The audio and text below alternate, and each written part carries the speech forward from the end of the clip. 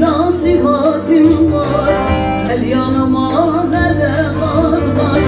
Uzaktan ayırayıp gezme, gitme elden ele kardeş. Gitme elden ele kardeş, uyanma he. Gitme elden ele kardeş, gitme elden ele kardeş, uyanma he. Harama sunma elini, kötüden sakın kendini.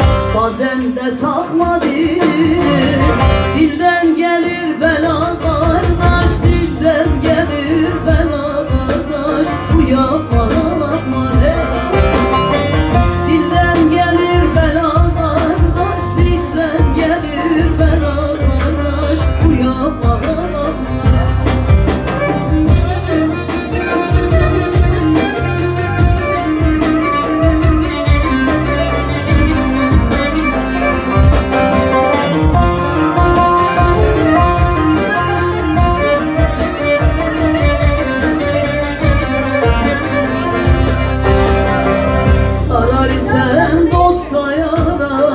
Bulasın derdine çara, her suyun geçidin ara.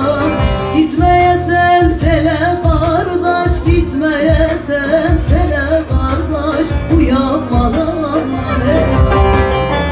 Gitmeyesen sele kardeş, gitmeyesen sele kardeş, uyanma he. Dinle okunan fermanı, bulasın derde dermanı. Terse savurma harmanı, tane gider yele kardeş. Tane gider yele kardeş, uyanma he.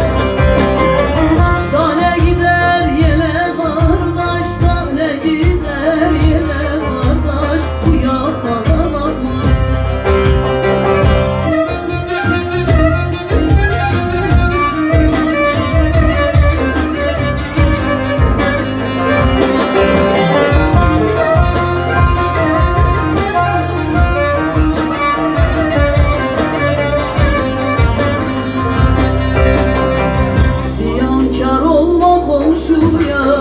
Sırrını açma naşiye, ulma hal bilmez kişiye.